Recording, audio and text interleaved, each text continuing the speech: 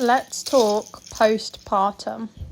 Hi, I'm Tegan. I'm a 19-year-old mum to my two little boys, Theo and Arthur. Theo is 2 and Arthur is 4 months old. So I'm 4 months postpartum and I'm just getting over postnatal depression. I wanted to make a whole video talking about my experience just in case women out there don't fully know, don't know what to do, or just don't know how to get help, or just want to hear about my experience.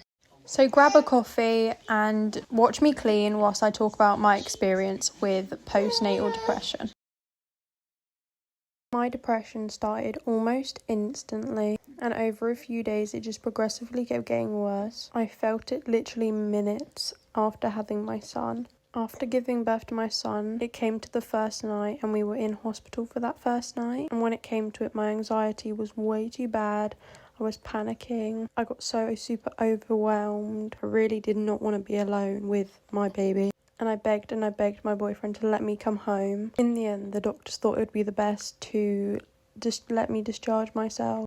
Arthur was fine. He was okay. And I was just in a mess. So me, Arthur and Oliver went home. 3 hours later, we were back in the hospital. I just couldn't do it. At this point, I was 4 days with no sleep, so I thought it just came down to that. After we had came back to the hospital, it came to the next day when we had to go home. The first day was just complete and utter overwhelming.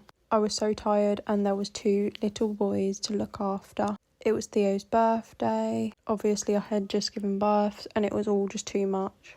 Arthur was barely sleeping at night as he had his day and night mixed up. So my sleep deprivation went on until at least day 8, having no sleep other than minutes.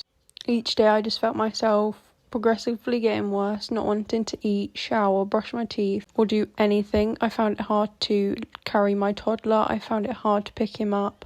I just found it hard to do anything. I believe it was Arthur's 10-day check by the time I realised something was wrong and told my midwife. That was honestly the most scary thing, having to tell someone that I was not in a good place. So I told them and they instantly rung crisis teams and a few other people. I can't remember who.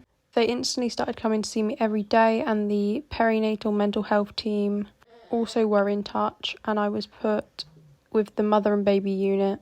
I was never put into a mother and baby unit as I turned it down, as I was literally terrified because of the way I was treated in hospital, which that's a whole other video and we are not going to get into that in this video. Let's just say my labour trauma from the hospital I gave birth at could have been avoided. My postnatal depression could have been avoided as well, but who knows. Although I turned it down, the mother and baby unit, I was still under the care of the MBU outreach team, which, let me just say, they are a big part of why I even got better in such a small amount of time.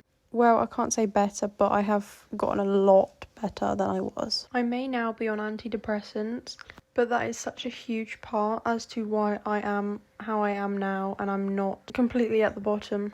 Because it can take up to a year to even get how I'm getting, like I was a few months ago. I don't want mums to expect to be better within a couple of months because it can take a long time, but you will get there. I really am so super grateful for antidepressants because for months me and my son and my partner were living apart due to me not being able to cope with having 2 children because of the postnatal depression. And now we are all back together thanks to the MBU and the antidepressant. My family, like my nan, my mum, my granddad, they all played a huge part along with my partner as well, and I'll forever be grateful to them.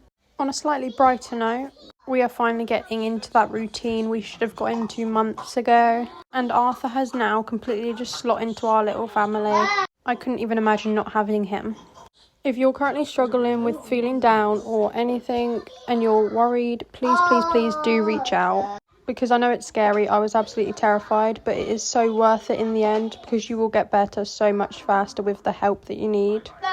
You're amazing and I know that you can get help and get better. On a slightly happier note, we are finally moved into our new house and it's all starting to be unpacked and look so lovely. This was such a big part of my mental health as well, moving into a house from a coach house. Which, let me just say, is technically a flat, not a house. But yeah, if you did enjoy, thanks for watching, and I want to do more videos like this style.